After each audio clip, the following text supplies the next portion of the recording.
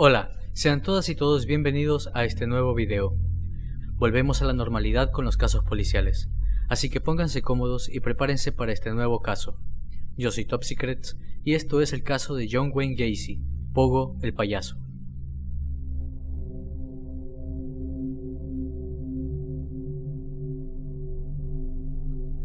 En Estados Unidos, al menos, la asignatura de psicología forense para quienes estudian algo relacionado con criminalística, el caso más famoso que se llega a tratar es el de John Wayne Gacy, una persona que a vista de los demás era alguien adorable, pero que en su vida privada era un ser de naturaleza horrenda, cargando en su espalda y sin remordimiento alguno decenas de crímenes, torturas y abusos.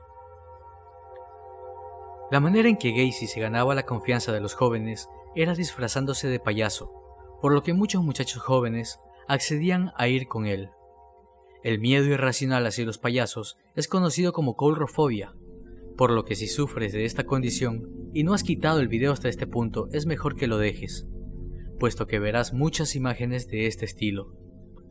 El temor en este caso está totalmente justificado. Su historia inspiró a varias películas y libros, debido a la brutalidad de sus actos. Incluso influyó, no en su totalidad, para la creación del payaso Pennywise en It de Stephen King. John Wayne Gacy nace el 17 de marzo de 1942 en Chicago, Illinois. Era el segundo de 3 hijos, siendo el único varón. Su padre fue el maquinista John Stanley Gacy, y su madre, quien se encargaba del hogar, fue Marion Elaine. John tuvo una infancia por demás infeliz, ya que su padre era un alcohólico, que abusaba física, verbal y psicológicamente de su mujer y de sus hijos. Pero esta conducta se multiplicaba con el pequeño John, ya que siendo su único hijo varón, y teniendo una manera de comportarse que no iba acorde a lo que esperaba su padre, lo llamaba marica o maripuzón.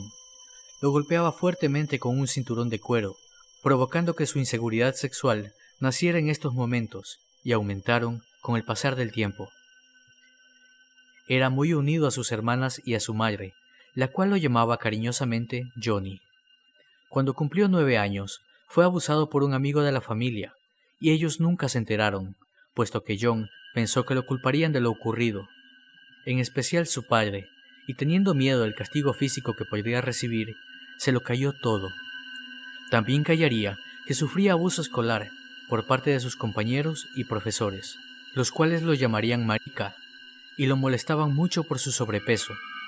A la edad de 11 años, mientras jugaba en un columpio, se golpeó fuertemente la cabeza, lo que le provocó un coágulo de sangre en su cerebro, que no fue descubierto sino hasta que tuvo 16 años, cuando empezó a sufrir de mareos y desmayos.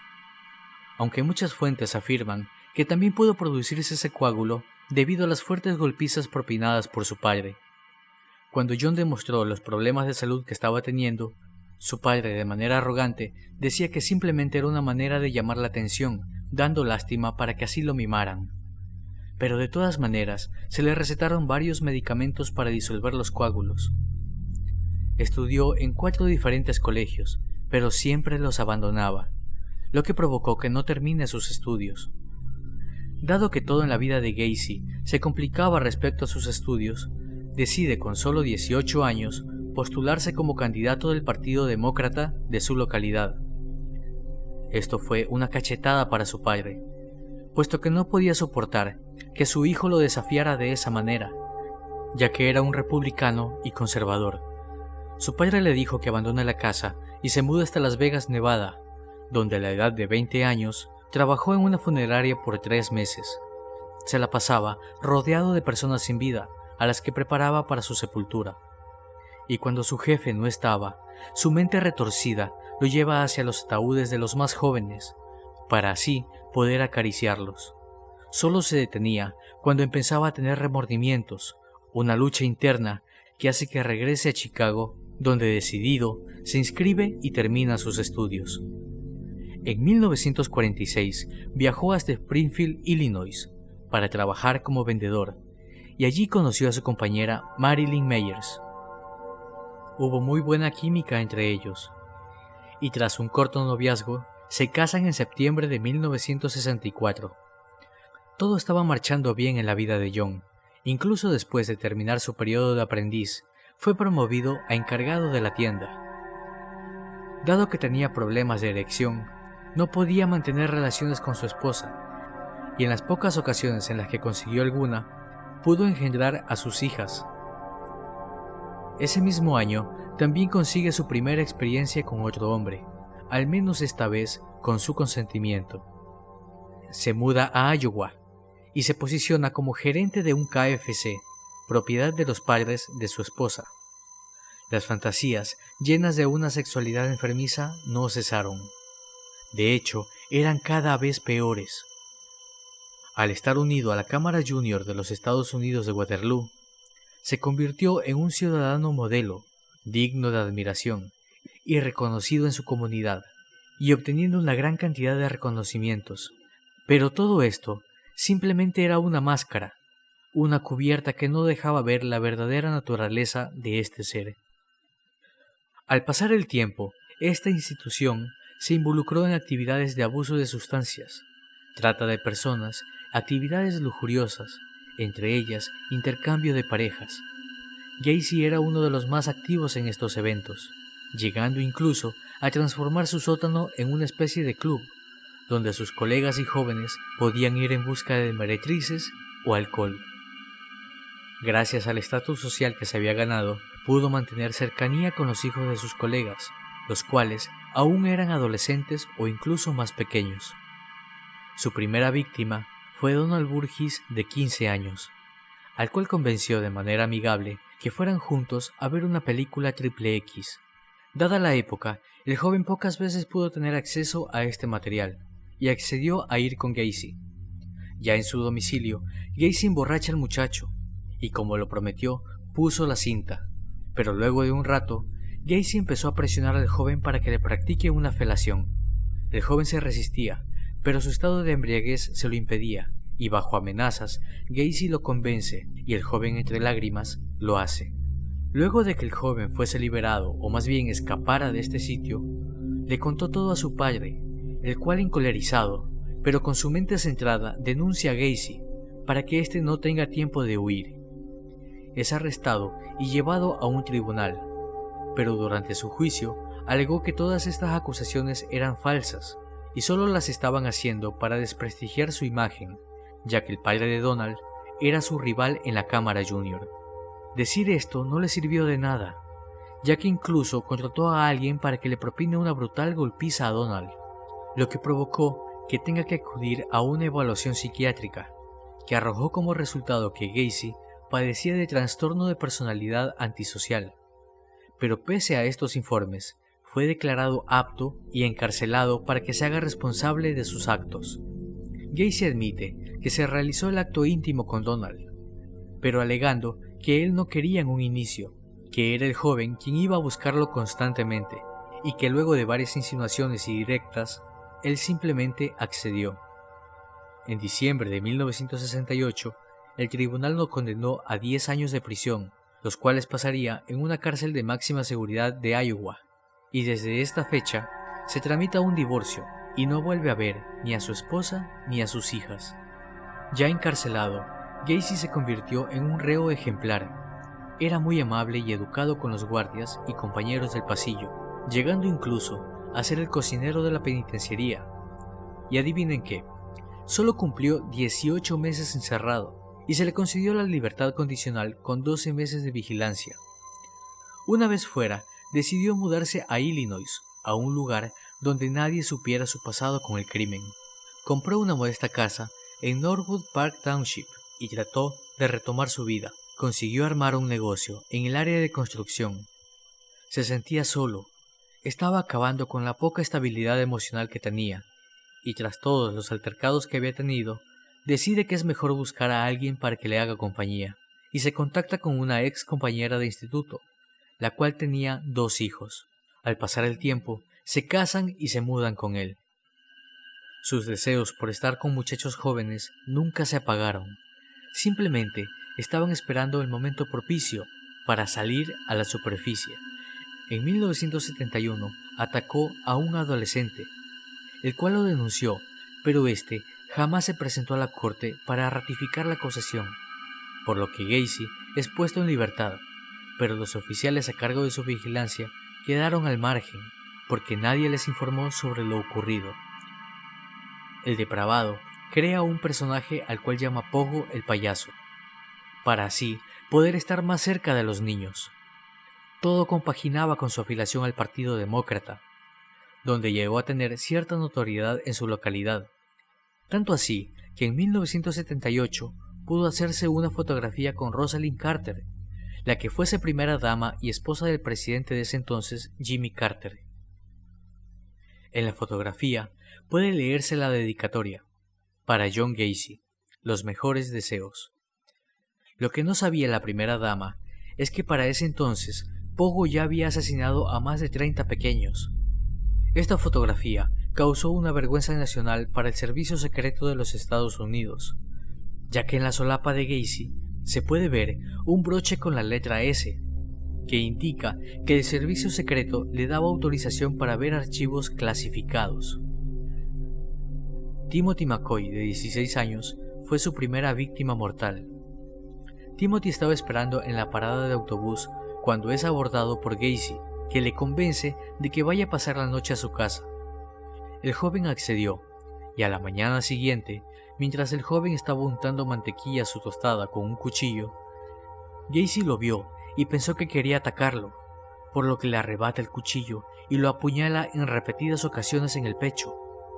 Esto, lejos de asustar al siniestro payaso, logró provocarle una eyaculación al llegar al tope de la excitación. Ver cómo la sangre salía de su cuerpo me excitó, declararía Gacy años más tarde. Contempló por varios minutos el cuerpo del joven, hasta que entró en razón, pero sin ningún remordimiento o miedo, agarró el cuerpo y lo enterró en el garaje de su casa. Sus siguientes víctimas fueron John Butkovich, de 17, Samuel Stapleton, de 14, James Hackenson, de 16 años, cuyo cuerpo pudo ser identificado recién en 2017, Kenneth Park, de 16, o Michael Marino, de 14.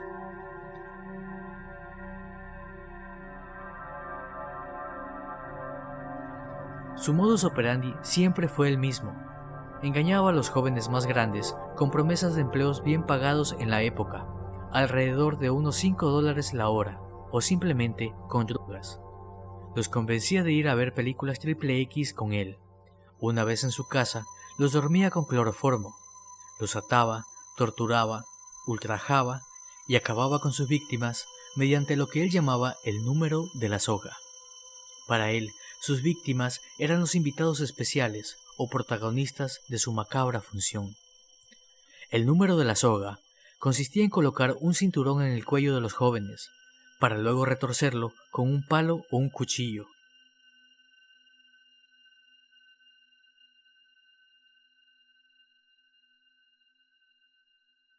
Cuando estos dejaban de respirar, se cerraba el telón y era hora de ocultar a su víctima bajo su cochera.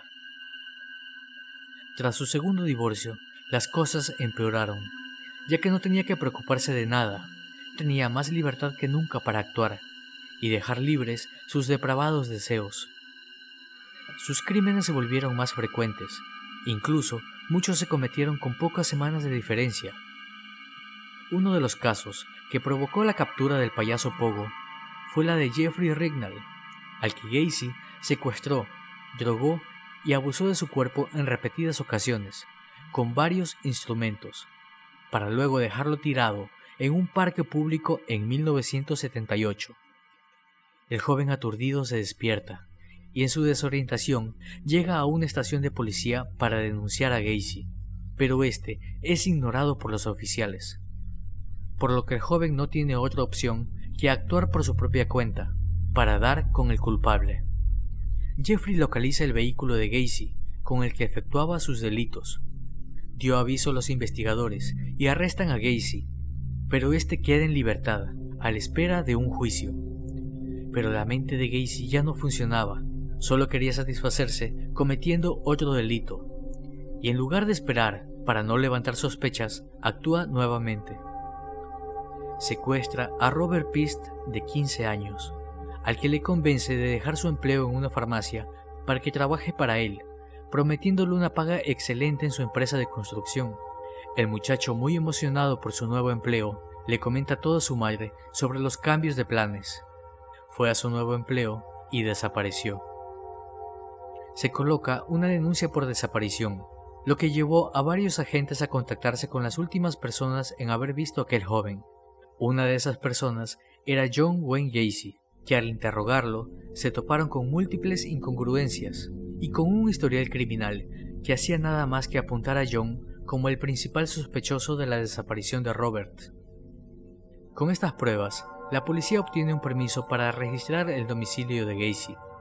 Uno de los oficiales, al ingresar al lugar, vio tantos objetos que incriminaban al sospechoso que se atrevió a decir: «Si no es aquí, simplemente renuncio».